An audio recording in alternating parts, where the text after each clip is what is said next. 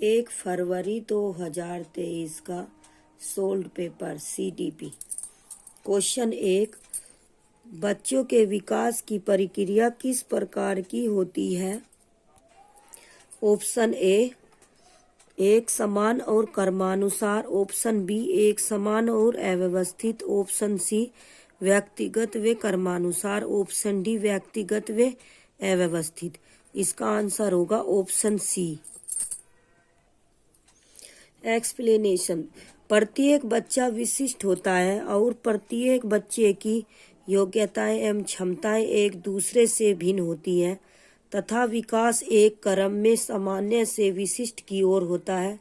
बच्चों के विकास की प्रक्रिया गर्भावस्था से प्रारंभ होती है और जीवन पर्यंत चलती रहती है। इसलिए कहा जाता है कि बच्चों के विकास की प्रक्रिया भिन्न भिन्न एवं व्यक्तिगत एवं क्रमानुसार होती है। क्वेश्चन 2, आजकल सिद्धांतकार क्रांतिक अवस्था के बजाय संवेदनशील अवधि का प्रयोग करते हैं क्योंकि विकास की प्रकृति गतिशील है। क्योंकि विकास केवल आनुवांशिकता से निर्धारित होता है। ऑप्शन सी, विकास केवल पर्यावरण द्वारा निर्धारित किया जाता है। ऑप्शन डी, विकास स्थिर और नियत है। इसका आंसर होगा ऑप्शन ए, विकास की प्रकृति गतिशील है। एक्सप्लेनेशन। वर्तमान समय में या आजकल सिद्धांतकार क्रांतिक अवस्था के बजाय संवेदनशील अवधि का प्रयोग इसलिए करते हैं क्योंकि क्रांतिक अवधि प्रदर्शन को स्थायी रूप से बदल देता है, जबकि संवेदनशील अवधि में सीमित समय के दौरान अनुभव अपना प्रभाव डालता है। क्वेश्चन 3, नरेश और मुकेश उम्र में लगभग बराबर हैं, लेकिन दोनों के संज्ञानात्मक व सामाजिक विकास में अंतर है। यह किस सिद्धांत के कारण है?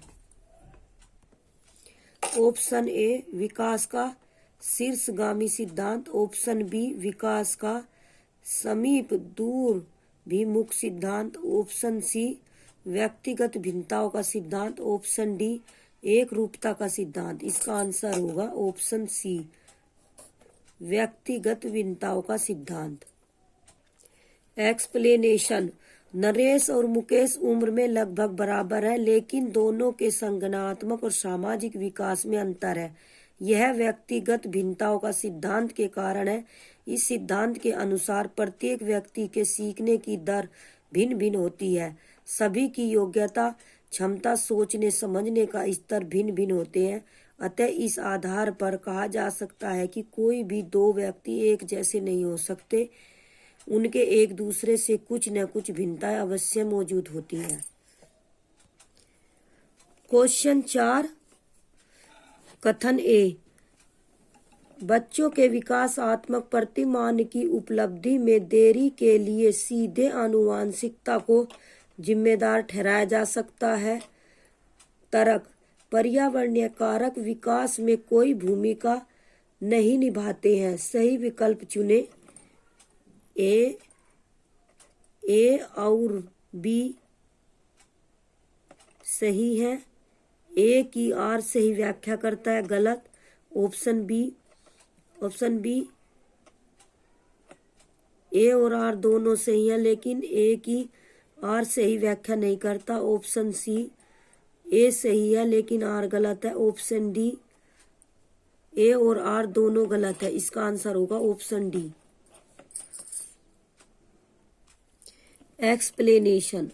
बच्चों के विकासात्मक प्रतिमान की उपलब्धि में देरी के लिए सीधे आनुवांशिकता को जिम्मेदार ठहराया जा सकता है। यह कथन गलत है क्योंकि बच्चों के विकासात्मक प्रतिमान की उपलब्धि में देरी के लिए आनुवांशिकता के साथ साथ पर्यावरण कारक, वातावरण और विकास में कोई भूमिका नहीं निभाते। यह कथन भी गलत है क्योंकि पर्यावरण कारक विकास में अति महत्वपूर्ण भूमिका निभाते हैं और पर्यावरण विकास पर एक बड़ा प्रभाव डाल सकता है। क्वेश्चन 5, बच्चों का सामाजिकरण एक सरल और रैखिक प्रक्रिया है। ऑप्शन बी एक व्यवस्थित और सुव्यवस्थित प्रक्रिया है। ऑप्शन सी एक जटिल और बहुआयामी प्रक्रिया है। ऑप्शन डी एक निश्चित और स्थिर प्रक्रिया है। इसका आंसर होगा ऑप्शन सी, एक जटिल और बहुआयामी प्रक्रिया है।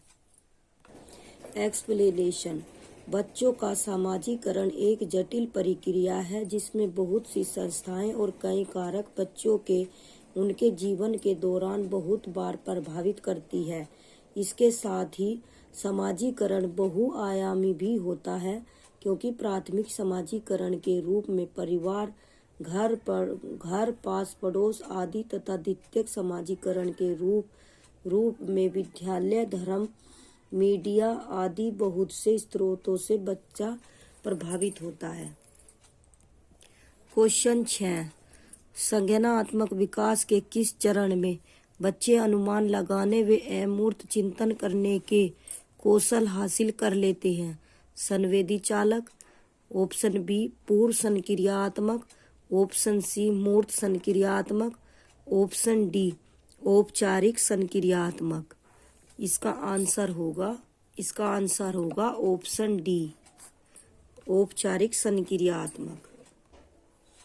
ऑप्शन डी, संज्ञानात्मक विकास के औपचारिक संक्रियात्मक चरण में बच्चे अनुमान लगाने व अमूर्त चिंतन करने के कौशल हासिल कर लेते हैं तथा इस चरण में बच्चे अमूर्त सिद्धांतों और काल्पनिक संभावनाओं के संदर्भ में सोचना शुरू कर देते हैं। यह अवस्था 11 वर्ष के ऊपर की अवस्था मानी जाती है। जीन पियाजे ने संज्ञानात्मक विकास के 4 चरण बताए हैं। नंबर 1 संवेदी गामक अवस्था, जो 0 से 2 वर्ष, और नंबर 2 पूर्व संक्रियात्मक अवस्था 2 से 7 वर्ष, तीसरी अवस्था मूर्त संक्रियात्मक अवस्था, ठोस अवस्था तथा 7 से 11 वर्ष, और चौथी अवस्था अमूर्त या औपचारिक संक्रियात्मक अवस्था 11 से ऊपर। क्वेश्चन 7, जीन पियाजे के सिद्धांत में रिक्त स्थान, जब बच्चा नए अनुभव के लिए मौजूदा स्कीमा को संशोधित करता है, वह प्रक्रिया क्या कहलाती है? समायोजन, ऑप्शन बी संगठन, ऑप्शन सी अभिसंज्ञान, ऑप्शन डी पाठ। इसका आंसर होगा ऑप्शन ए समायोजन।